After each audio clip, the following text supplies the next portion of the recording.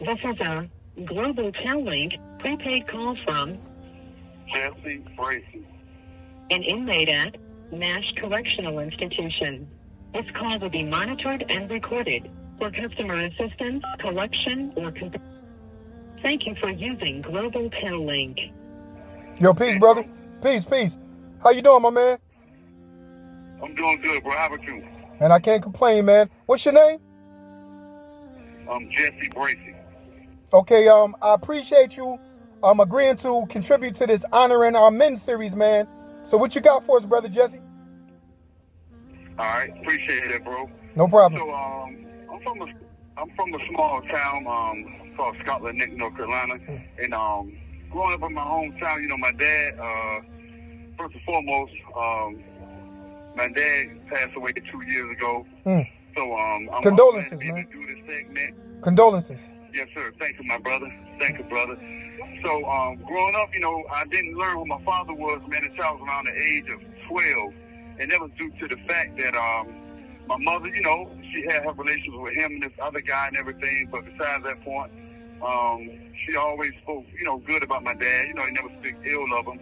So around the age of 12, my dad came back home from Philly. So he had left, you know, just neglecting his responsibilities. But when he came back, my heart was just set on meeting my father, man, and building a relationship with him. So when I met my dad, you know, I found out some things about him that I didn't know because, like I said, I was just finding out he was my father. But nevertheless, man, he took me in, man, and we started building our relationship. And one of the things I learned about my dad was he was an outdoorsman.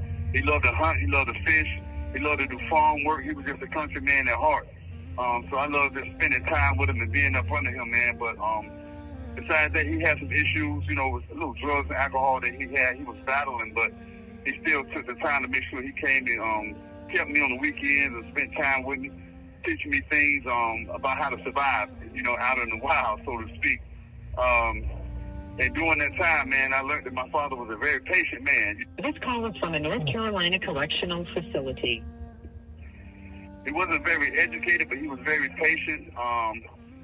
He was a very humble man. He didn't speak a lot, but his actions showed and proved who he really was.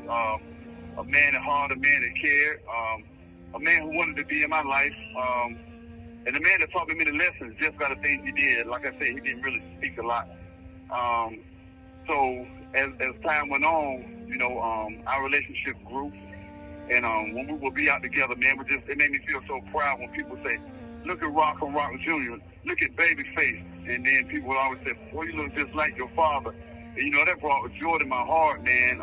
Even though my father couldn't give me much provision as far as, you know, clothes and shoes, things that a young man would want, just being with him, man, walking with him, just spending time with him made my day. I didn't need the other stuff because I was cared for and provided for, but just being with my dad, trying to emulate him is what I wanted to do and what I wanted to be like, you know, my father. As I grew older, man, around the age of 16, 17, that's when I began to get into, you know, little incidents and little jail stints, county jail stints, man.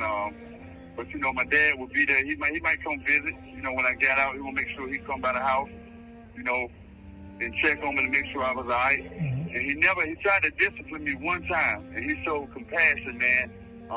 It was a funny incident where I got caught stealing with my cousin from Philly.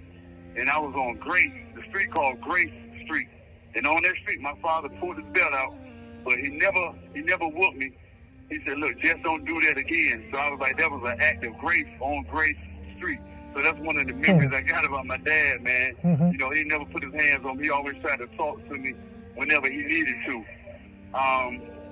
But besides that, man, you know, like I said, my dad, he just worked on the farm. He didn't really do too much. That I could see that really led me down the wrong path. You know, he just tried his best, man, because his father was a very humble man. My grandfather wasn't in his life when he grew up because he was in the Army. So, you know, he was out there fending for himself, and I guess he felt like, you know, his dad didn't really provide and was responsible for him. So it's kind of probably what he took on. But I've been in, you know, a minute. But we're going to get to that. But just looking back, just thinking about how my father, man, did the best he could. I would say to all my brothers, man, incarcerated, the best thing to do is spend time. Those that are free or incarcerated who may hear this, just spend time with your family, with your children, man. Love on them, man, and let them know that you're there and that you care for them. And set an example. You know, be that example, that living example for them. I no longer have my father with me, like I said earlier, but the memories that I have, man, are the times that we shared together, and the lessons that I learned through him just by observing him, being patient, being humble, and being diligent in his work. That's one thing he did. He was diligent in his work, you know, try to do his best to provide for himself and for me when he could. Okay, bro.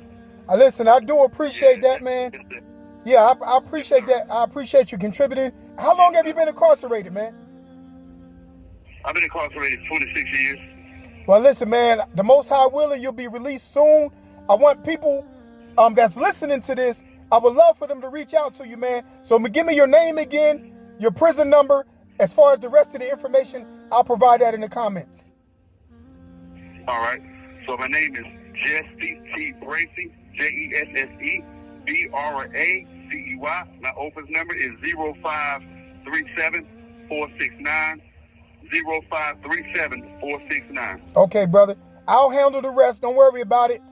Peace, bro. Peace, yes, bro. Sir. Have a blessed one, brother. You do too. You too. Peace. All right, peace.